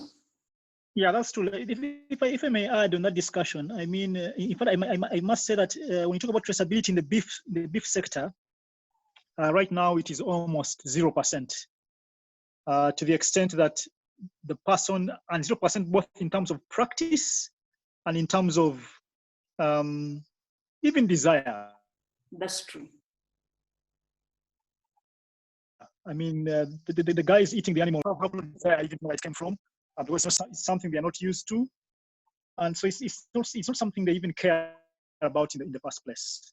But even in the traditional cattle markets we have, you have an animal being sold in a cattle market, coming from a particular farm several kilometers away. By the time it gets to the cattle market, it has already changed hands about 2 times. And then there are some people also, once it enters the cattle market, it is bought by another 2 or so people before it is finally loaded by the final, middleman that takes it to the abattoir. And so by the time it gets to the abattoir and finally to the consumer, the owner is now like 8th hand. He's 8th hand in the chain. And so traceability is really compromised 100%. And in fact, it is one of the major positive externalities of this innovation, where you have the animal profiled right from its farm in regards to the practices around it, the ownership, the farm on which it is, and the location, and all these things. That is something that the sector has never had in this country. And obviously, the export market being what it is across different value chains, traceability is an extremely important aspect of it, and fits in well with the certification. And in fact, with all this kind of profiling, loading on certification would be very easy, because certification relies so much on this basic raw data to make sure that the farm has minimum standards that can be considered a certification of some kind. Thank you, Richard. There is a question from Wycliffe Baluku. Wycliffe, please, can you ask your question?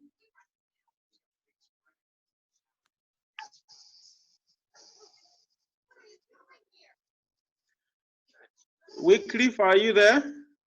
Oh yes, yes. Thank you very much.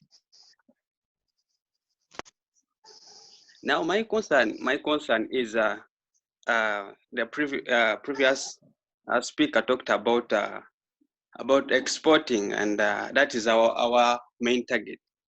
But what we should understand, I think I'm talking on the perspective of those smallholder farmers in the village, whereby they are not sensitized about production, and what is more important is technology must be applied in keeping those animals.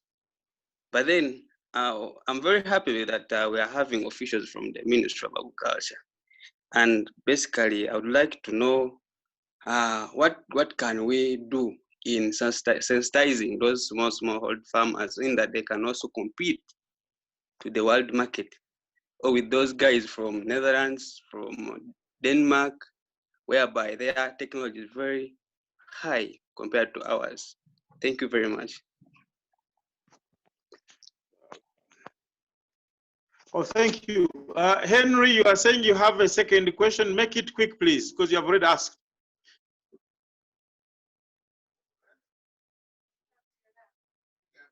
It's not a question. I have an input, because actually I had Richard mention 2 things which are a little bit contradictory. The first thing, Richard, you mentioned about the export. You said that we even don't have enough quantity to export, because, of course, as we know, you need quantity of the right quality, the standards that you've mentioned. And then you also mentioned that we cannot go into feedlot system because the outcomes or the income from beef cannot pay for that. To me, that I see it as a contradiction, because, to be honest, the biggest factor in beef production or animal production is feed. Somebody already mentioned in a dairy system that even with the local breed, when they change the feeding system, the milk production can even go high 3 or 2 times. So as the researchers, I have one professor who's my friend, is currently working with Makerere through Koika. They are doing embryo transplant to try to enhance the breeds in Uganda. But I know for sure their interventions will take a lot of time. They will not solve the problem very soon, because if you're talking about import, export, you're talking about millions of animals at least should be ready every year. So the alternative, if we want to hit the target of numbers and quality, then we really have to think about feedlot system. And that will improve the marbling, the meat tenderness. All those will improve with what you feed the animal. That was my input on that, because I think you can't say it can't pay and yet you are lacking the capacity to hit the target. So I think that's a little bit contradictory.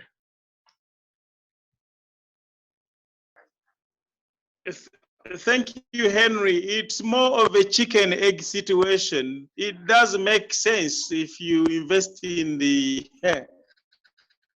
in the nutrition, but then on the other hand, you need to have that guaranteed market that you need to supply. But even it was very difficult for you to invest.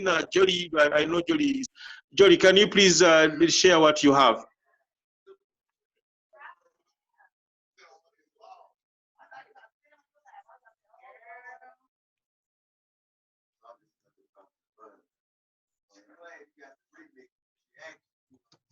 Dr. Hona, your hand is up and you have the floor.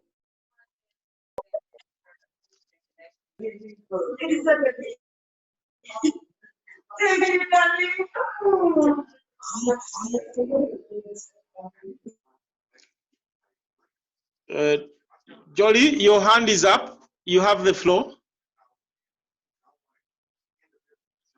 Oh, maybe she can't hear us. Hello? Hello?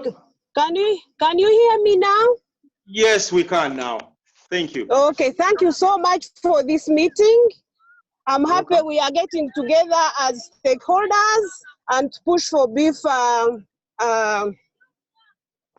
development.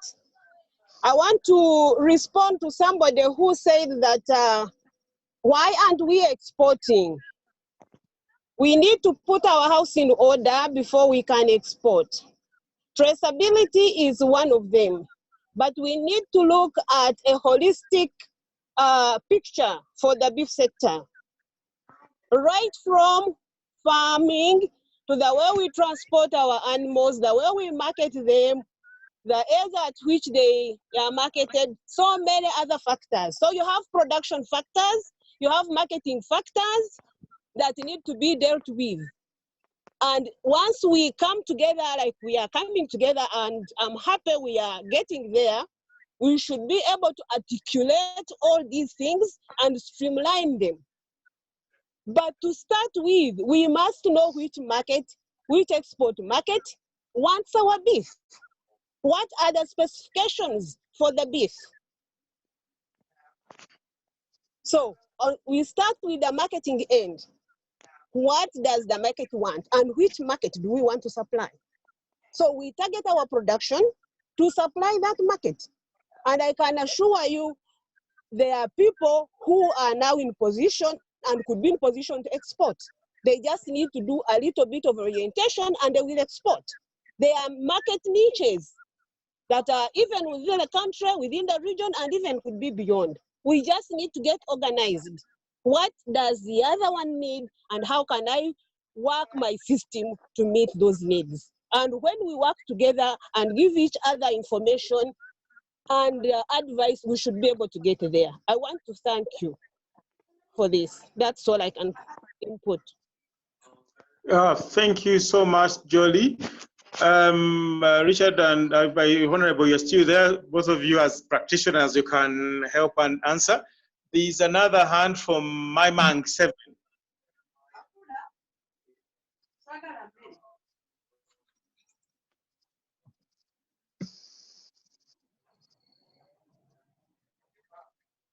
That one, no, because the others, which haven't had a chance to come. This one is, I think, is lost. Okay. Yeah, Richard. Richard, you can go ahead and answer those two questions. I think we are also running out of time. Maybe that should be the last response. Honorable Namaya, also, if you have something to say, no, Richard. So we can close. Richard can. Yeah, so let me say this.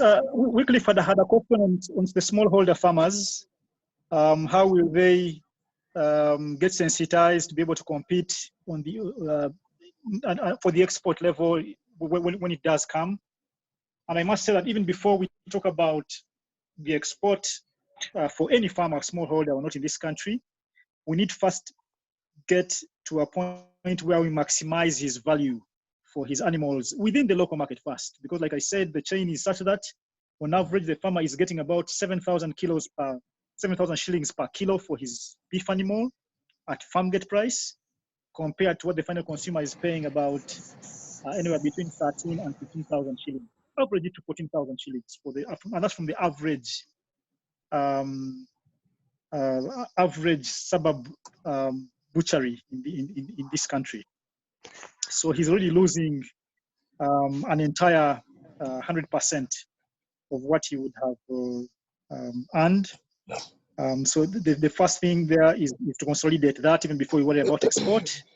And the direct answer to this is that as part of this whole model that we've been building and we hope to roll out, in fact, it was meant to roll out by mid this year had the COVID crisis not have happened. But still, we are hopeful that it might at least begin rolling out by the end of the year, all things constant. The idea is that it's going to have a very strong farmer extension component, and that extension will be much more than the traditional extension that we are used to, which has been the agronomy side of things. It will include, in addition to agronomy, it will include a business aspect where farmers will be trained and coached on how to approach the farming from a business perspective, involving very basic financial management, very basic bookkeeping, and very basic business etiquette and behavior. The other thing that it also involve an extension aspect of helping them to diversify their businesses in regards to reducing over reliance on one entity, and therefore, hedging their bets across different value chains. But all that is meant to have them get to a point where they can become, at least not just in numbers, but become as competitive as the large-scale farmers in terms of how they approach their business. And then once we begin loading on the ideas of the export journey, which will take some time, we shall then use that base to help them walk that journey of export as we build the number as an entire ecosystem to meet the volumes required for export. In regards to Henry's comment about potential contradiction in my submission in regards to the export market and feedlot and the idea of the feeding system, then my clarification is that feedlot is only viable in as far as the beef market can pay for it, and it can only be done if that market is assured and guaranteed. We can't do it on a speculative basis. We can't say let's begin feedlotting today so that we can in 10 years time get to a point where we have 10 million feed-loaded animals of a particular weight that we can then now look for a market for. And like one speaker said before me, the market has to come first, because even again, different markets have different requirements. What is required of the Middle East is not the same requirement by Europe or the US. And for me, that's why I said earlier, we need to get to a point where we can make partnerships with serious buyers who are willing to invest their time and effort to build new niche markets. By giving us some expertise from the origin, allowing us to grow our numbers in small numbers, and then getting that from small to medium to large scale over a given period of time. I also must add that the idea of a feedlot system takes a lot of upfront cost, which again is not something that a farmer would invest in without knowing where the payment is going to come from. And so we must be careful about the fact that even if it appears profitable on paper, it can only make sense if we are sure of what kind of prices we're going to get for our beef. That should be a lot higher than what the local market is going to pay us for.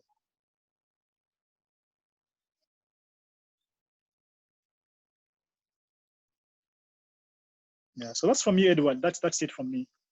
Thank you, Richard. There was a hand from Marion. I really want to close this. Marion, can you make your question quick or your comment quick, please? Hi, actually, my name is Tim Mugera. I'm based in the UK. I'm part of a group of people in the diaspora who are looking into getting into the beef market. We have plenty of land, and we would like to start by probably going the free range way.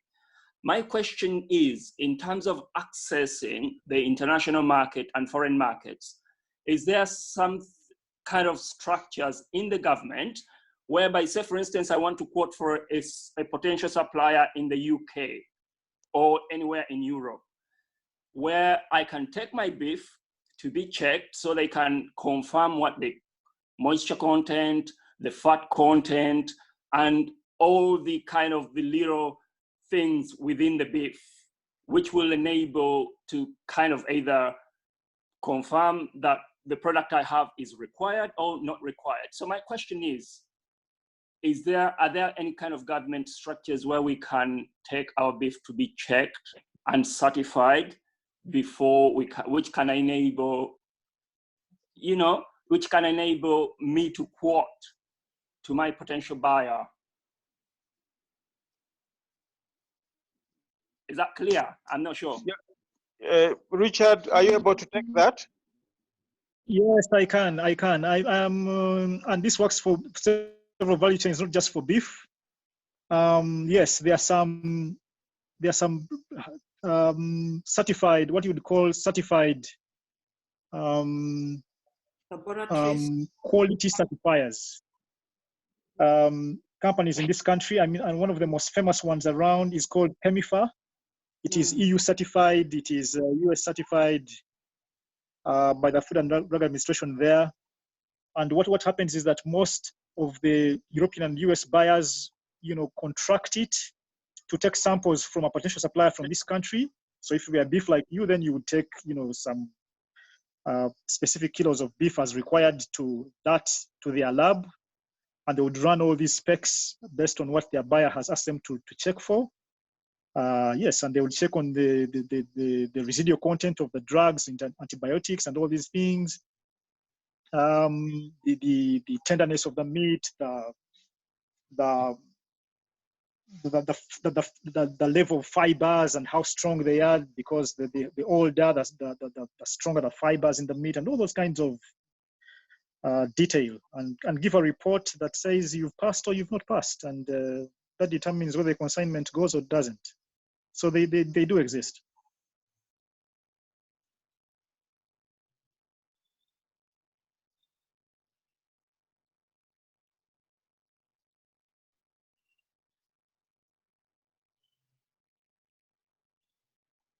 Edward?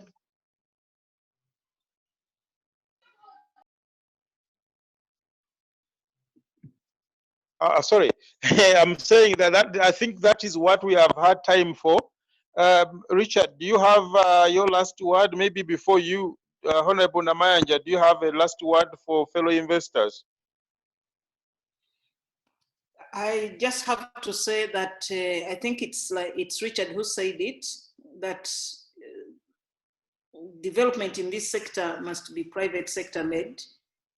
And and I agree with I've forgotten the name, the lady who said that once we come together in such sessions, in guiding ourselves, we can learn more about the system and we can know what is good for the farmers, but also what government can continue working on. It's just a learning process for all of us. But otherwise, thank you so much for this meeting. Thank you, Honorable. Richard, what's your parting shot? Yes, my parting shot is that, again, I must say that this sector is a definitely profitable one, especially if given the time to learn it and understand what's important to do at the various stages, especially depending on how you want to position yourself along the different aspects of the value chain. And that, yes, it still has a lot of potential for growth and a lot of potential for additional value that can be more inclusive for whether it's small, medium, or large-scale farmers, for the different professionals in the different aspects, whether it's extension or financing or these kinds of things. And it is high time that an entire 10 trillion shillings of value is brought into the financial sector's mainstream. So that even areas that have lagged behind for a long time, areas as left behind as Karamoja that have ironically the biggest number of cattle per region, would have the opportunity to close the income inequality gap and make the entire country, a much more prosperous one for a lot more people than it is currently. That's it for me. Thank you. Thank you very, very much, Richard. If we were in a hall, I would be asking everybody to put their hands together to clap for you. Zoom has not yet come up with the app, but I think everybody appreciates your time and effort to be with us, and also the selflessness where you have been able to share your personal experience and as an investor, but also as a farmer. These kind of talks are basically they are series that we have started during the lockdown. Initially, the idea was that during the Uganda UK Convention in London, we would be having sessions for investors in the diaspora to focus on specific value chain. But unfortunately, COVID-19 struck, or fortunately, and the convention for this year was cancelled. But we said, no way. We will still continue with the conversation to ensure that we can bring Europe and basically the Ugandan diaspora close to home. So we started a series of conversations.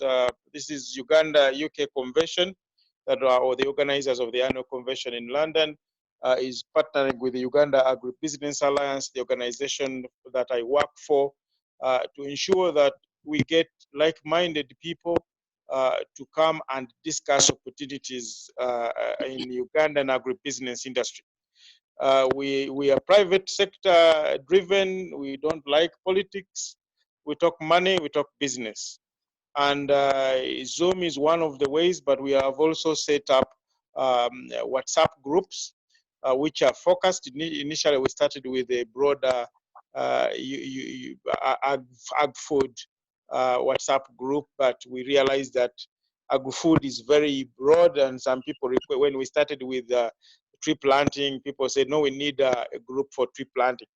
and the same people, the coffee people said the same thing. And I've had a few people on the beef sector saying the same. So we have set up a specialized WhatsApp group to continue this conversation of air.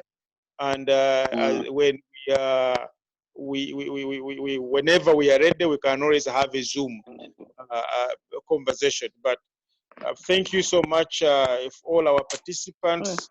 And thank you, William Tensa, for Uganda UK Convention, who has been pushing this on your side.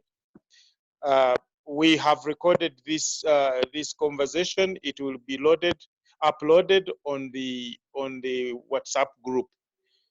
If anybody does not have any burning question, I will beg to not to dismiss, but to adjourn the meeting to the WhatsApp group. Thank you very Chair, much. you have something? Chair? Yeah, yeah, what is it? I just wanted to ask you to think of having a database of our beef farmers. For those that this one know, Richard would probably sit around and we compile a database of who we know. For example, if we can start with, per district, so that, somebody talked about the export. What are you exporting? The other issue of traceability that we talked about. Where are you tracing and who are you tracing? So we need to have a kind of a database of what we are talking about. Slowly, and other people will come. There is a WhatsApp group of livestock farmers forum but it combines beef, milk, dairy, and everything. But we need to have something, a database of the people we are talking about, the farmers and the rest of the beef sector. I don't know what members think about that. Yeah, but Chairman George, I think that's the kind of conversation we should now take through the WhatsApp group, because we want to move from talking to actual investment. Richard has told you, Richard, was it 10 trillion? Yeah, something yeah, like that. Yes, 10 trillion. Yeah, we're talking about 10 trillion, which is locked up in our villages. And we can unlock, when we do that, we can actually add a lot of value to our GDP as a country.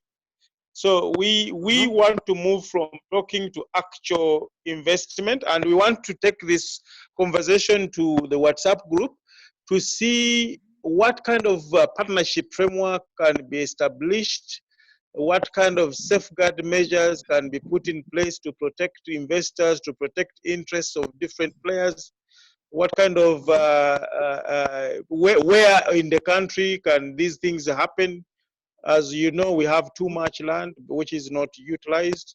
Some of you guys are in the diaspora, your land is here and you're not using it, but then you can use it for productive activities. So these kind of conversations will go on to the WhatsApp group, so we can identify ways in which actual investment and skills can come to the ground in rural Uganda.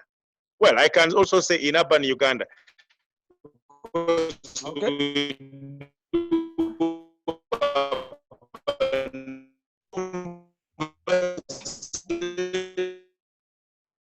On WhatsApp to concrete.